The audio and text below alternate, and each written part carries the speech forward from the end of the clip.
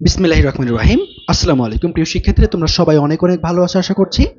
আমি মোহাম্মদ জিসান তোমাদের সামনে হাজির হয়েছি মার্কেটিং অথবা উৎপাদন ব্যবস্থাপনা ও বিপণনের সাজেশন ক্লাস নিয়ে। তো চলো আমরা দেরি না করে সরাসরি আমাদের সাজেশন ক্লাসে চলে যাই এবং আমরা দেখে নেই যে এখান থেকে কোন কোন বিষয় আমরা পড়বো, কোন কোন অধ্যায় থেকে কোন কোন বিষয়গুলো অতীব গুরুত্বপূর্ণ আমাদের জন্য। ওকে, ফার্স্ট যেটি আমরা পড়বো সেটি হচ্ছে মার্কেটিং প্রথম পত্র চূড়ান্ত সাজেশনের যে প্রথম অধ্যায়টি রয়েছে। আমরা প্রথম অধ্যায় থেকে যা আমরা পড়তে পারি, দেখো একটু খেয়াল করে, তুমি যদি এখান থেকে উপযোগ সমূহ পড়তে পারো এবং উৎপাদনশীলতা নির্ণয় সংক্রান্ত যতগুলো ম্যাথ রয়েছে, এই দুটো জিনিস তুমি জাস্ট যদি পড়তে পারো, তাহলে কিন্তু তোমার ফার্স্ট চ্যাপ্টার থেকে আর কিছু পড়তে হবে না এবং ফার্স্ট চ্যাপ্টারে এইটুকুই তোমার আছে। ওকে, তারপরে খেয়াল করে দেখো, তুমি যদি দ্বিতীয় অধ্যায় পড়ো, সেখান থেকে তোমাকে যা পড়তে হবে, শ্রম গতিশীলতার প্রকারভেদ, শ্রম বিভাগের প্রকারভেদ, গঠন ও শ্রেণী বিভাগ, ভূমি এবং মূলধন। এই বিষয়গুলোর মধ্যে তুমি সবচেয়ে বেশি গুরুত্ব দেবে শ্রম গতিশীলতার প্রকারভেদ এবং শ্রম বিভাগের প্রকারভেদের মধ্যে। যদি এইটুকু বিষয় তুমি মাথায় রাখো এবং বাকিগুলো জাস্ট কনসেপ্ট ক্লিয়ার করে চলে যাও, আশা করছি এখান থেকে যে কোশ্চেন আসুক না কেন তুমি ইনশাল্লাহ পেরে যাবে। ওকে, তারপরে চলে আসো, আমরা যাব পরবর্তী চ্যাপ্টার যেটি আমাদের রয়েছে, সেটি হচ্ছে পঞ্চম চ্যাপ্টার। সো পঞ্চম চ্যাপ্টার থেকে আমরা কি পড়বো খেয়াল করে দেখো, পণ্যের প্রকারভেদ পড়বো আমরা। তারপরে সেবার বৈশিষ্ট্য, উৎপাদন ব্যবস্থাপনার ক্রমধারা। এটা কিসের জন্য? জাস্ট এমসিকিউ এর জন্য। এখান থেকে এই দুটি বিষয় যদি তুমি দেখো, একটা হচ্ছে পণ্যের প্রকারভেদ আর একটা হচ্ছে সেবার বৈশিষ্ট্য, দ্যাটস এনাফ। তোমার জন্য এখান থেকে আর কিছু পড়তে হবে না। যেই কোশ্চেন আসুক না কেন, এই দুটো টার্মের মধ্যে থেকে তোমাকে অ্যান্সার করার সক্ষমতা তোমাকে ক্রিয়েট করতে হবে বা তোমার থাকবে। তুমি এই দুটো টার্ম পড়লে এখান থেকে আশা করি যে কোনো কোশ্চেন আসলে তুমি কি করতে পারবা, অ্যান্সার করতে পারবা। এরপরে আসো, পরবর্তী চ্যাপ্টারটা হচ্ছে আমাদের ষষ্ঠ অধ্যায়। সেখান থেকে তোমাকে যা দেখতে হবে, পণ্য ডিজাইনের স্তর তোমাকে দেখতে হবে এবং এর শ্রেণী বিভাগগুলো তোমাকে দেখতে হবে।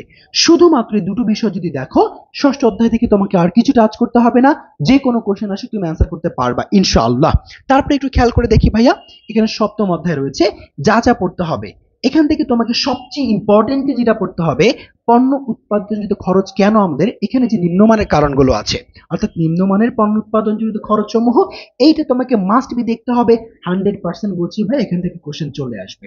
এরপরে তোমাকে যেটা দেখতে হবে, বিএসটিআই এবং হচ্ছে আইএসও। তুমি যদি ভাইয়া সপ্তম চ্যাপ্টার থেকে এই যেটুকু বিষয় আছে, পণ্য নিম্নমানের উৎপাদিত খরচ সমূহ, বিএসটিআই এবং আইএসও পড়তে পারো, দ্যাটস এনাফ। আর কিছু এখান থেকে তোমার দেখতে হবে না। ওকে, দেখো তোমরা সবাই জানো যে আমরা পড়ো একাডেমিক এবং অ্যাডমিশন থেকে তোমাদের ঢাকা বিশ্ববিদ্যালয়ের target DSC unit batch launch করেছি, যেখানে আমরা তোমাদেরকে প্রোভাইড করছি বাংলা, ইংরেজি, হিসাব বিজ্ঞানের মোট 50টি করে ক্লাস, ব্যবসায় সংগঠন ব্যবস্থাপনা, ফিনান্স, ব্যাংকিং ও বীমা এবং উৎপাদন ব্যবস্থাপনা ও বিপণনের 25টি করে ক্লাস। আমাদের টোটাল কোর্সের কোর্স ফি রেগুলার হচ্ছে 5,990 টাকা, কিন্তু তোমার কাছে আমরা 5,990 টাকা নিচ্ছি না।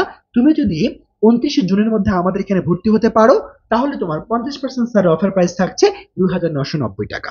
যদি আমাদের সাথে তোমার ঢাকা বিশ্ববিদ্যালয়ের ভর্তি পরীক্ষার প্রস্তুতিকে শানিত করতে চাও, তো আমাদের সাথে যোগাযোগ করতে পারো নিচে দেওয়া হটলাইনে 01307838501 নাম্বারে।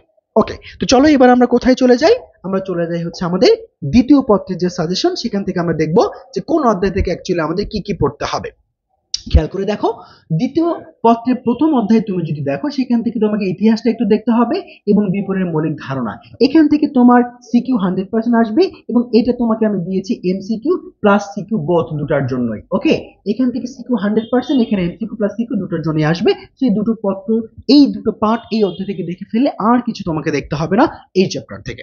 তারপরে খেয়াল করে দেখো, দ্বিতীয় অধ্যায় থেকে তুমি যদি দেখো, তোমাকে ব্যষ্টিক পরিবেশটা পড়তে হবে, সামষ্টিক পরিবেশ পড়তে হবে। এই দুটো পরিবেশের মধ্যে তোমাকে সামষ্টিক পরিবেশে একটু বেশি গুরুত্ব দিতে হবে, আর এখানে চাইলে তুমি একটু কম গুরুত্ব দিতে পারো, বাট ছেড়ে দিবে এমনটা কিন্তু আমি কখনো বলছি না।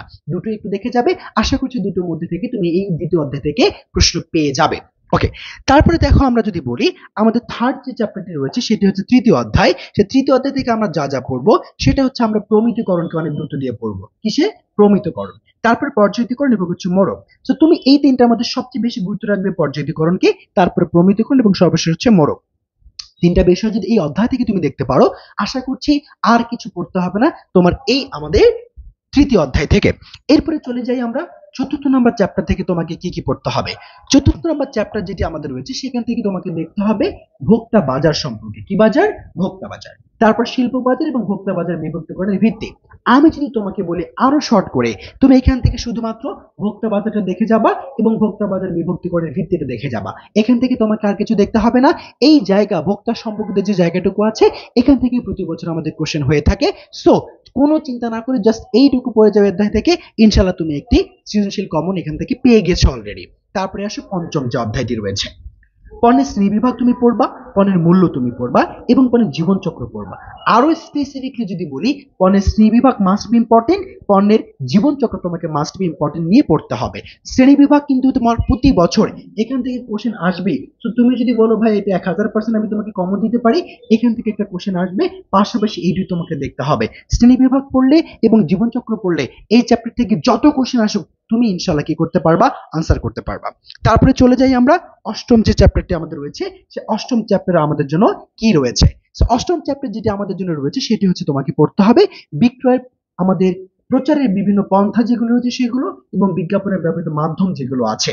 পন্থাকে তুমি সবসময় বেশি গুরুত্ব দিয়ে রাখবা, পাশাপাশি তোমাকে পড়তে হবে ভাইয়া বিজ্ঞাপনের ব্যবহৃত মাধ্যম। তুমি যদি এখানে বিক্রয়ের বিভিন্ন পন্থা এবং মাধ্যমগুলো দেখে যাও, এই বিজ্ঞাপন থেকে এখানে সবসময় বেশি প্রশ্ন আসে। পাশাপাশি তুমি কি করতে পারো, এখান থেকে প্রচারটা একটু দেখে যাবা। এই প্রচারের কনসেপ্ট বা বিজ্ঞাপনের কনসেপ্ট তুমি যদি দেখতে পারো তাহলে তোমার কি হয়ে যাবে, এই অধ্যায় থেকে আর কিছু দেখতে হবে না। তুমি কি করতে পারবা, প্রপারলি মার্কেটিং এ তুমি A+ নিশ্চিত করতে পারবা। সো এভাবেই তুমি পড়তে থাকো, ইনশাল্লাহ দেখা হবে বিজয়।